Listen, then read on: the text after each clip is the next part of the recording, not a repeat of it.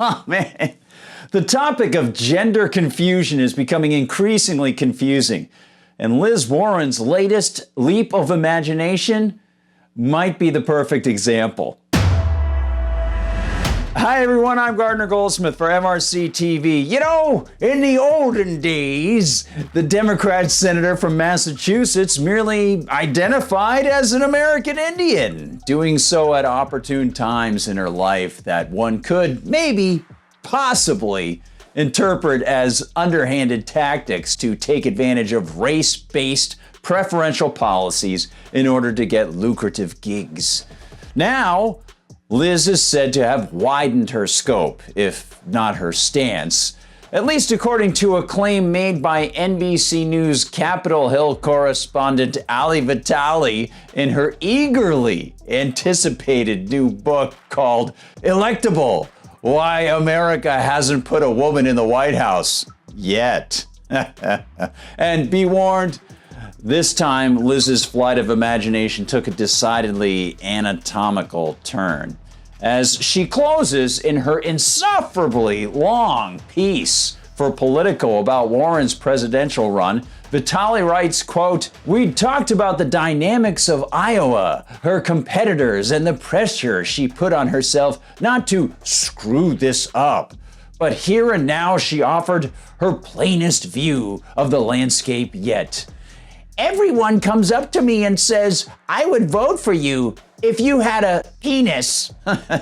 Hey, apologies about the language, everybody. And apologies for presenting yet another apparent whopper from a woman who seems to serve them up more readily than the dinner shift at Burger King. But indeed, hot and steaming off the pen of Vitale comes this new remarkable revelation. One that, of course, can't be verified. It's a claim that if Vitale is to be believed, Warren tossed like chum into the political waters, hoping hungry political sea dwellers would find it to their liking. It's an easy twofer, actually, because if she had won the political contest, then she could claim she overcame massive anti-female prejudice. If she had lost, which she did, of course, sexism was the cause of the loss. In fact, it delivers a third punch, because it not only takes advantage of cultural Marxist victim culture, wherein every racial, sexual, gender, age, size, etc. niche in culture is portrayed as a victim of capitalist, white, male, racial, sexual, systemic exploitation, prejudice, inequality, and intimidation. Yes. It also reinforces the endless and politically useful narrative itself, all without a shred of proof. Kind of like her claim to have been an American Indian. Come to think of it, it's also kind of like Warren's claim to have been the first nursing mother to take the New Jersey bar exam. And it's kind of like her hard-to-believe claim that she was sexually harassed when working at the University of Houston Law Center in the 70s, a claim that included her tale of being chased around her superior's desk when, from records at the time, the man she seemed to be describing could barely walk because he had been a victim of polio as a teenager. Sure, kind-hearted people might like to cut Warren some slack. The Blaze's Carlos Garcia notes that at least one person, the very, very kind-hearted talk show host Stephen Colbert, made that observation about Warren's non-male genitalia in March of 2020. Folks, I'm afraid I have sad news for fans of competence, because friend of the show, Elizabeth Warren, has dropped out of the presidential race. The one-time frontrunner, Warren, made the classic campaign mistake of being able to finish a coherent sentence and not having a penis. But this is, after all, a time of media-pushed gender confusion, when the government of Canada, for example, likely would cite such sex-specific talk as illegal based on their C-16 statute that punishes people for not being fluid with their pronouns when talking to the sexually confused. And Warren does swim with the sharks who tell us there's no difference between men and women. Yes. So her claim to be a victim of one such major difference between men and women is actually a big no-no.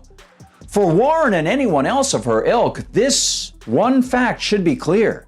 If there are no performative, cognitive, emotional, or other differences between men and women, then making spectral claims that one's loss in politics is due to her physical reality, that reality of her gender, well, that undercuts that very first assumption. It admits weakness due to chromosomal lottery, due to one's loins. And regardless of whether or not one wants to claim that this disadvantage stems from societal prejudice, it still admits a difference between the sexes. That according to the new religion of wokeism, one should be able to, at any time, simply imagine and identify away as if it actually doesn't exist. Of course, much like Warren's continual support for further encroachments into our earnings and other aspects of our lives, these realities can't be wished away. The reality is that men and women are different. Warren does keep messing with our liberty, and Warren's stale tall tales are as tall as the U.S. debt and seem to be growing apace.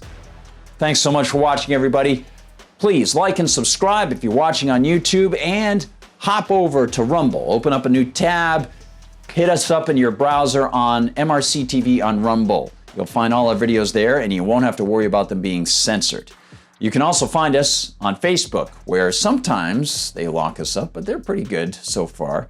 And the Facebook group is always very busy. Great comments from people in there, a lot of good insights as well.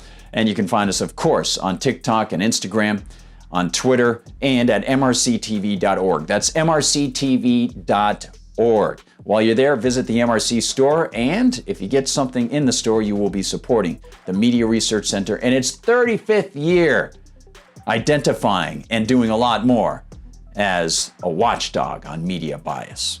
And of course, you can find me on Twitter at Gard Goldsmith, and on Gab, I'm at Gardner Goldsmith.